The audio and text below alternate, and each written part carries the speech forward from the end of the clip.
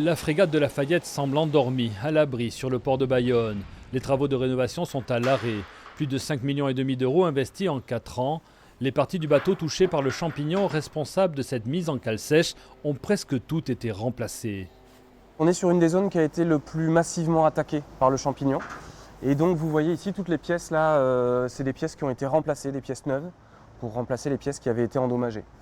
Mais vous voyez le trou, donc le travail n'est pas fini, même si aujourd'hui effectivement l'avenir est sombre, mais on se projette tous sur une navigation et on y croit.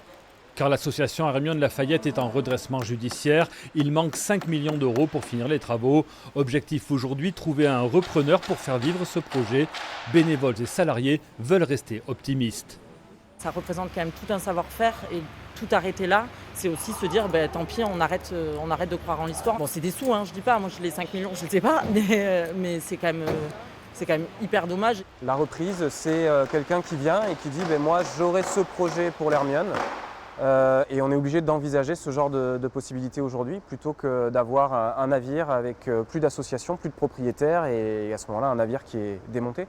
À La Rochelle, il y a un mois, lors des assises économiques de la mer, la directrice de l'association a lancé un appel aux chefs d'entreprise.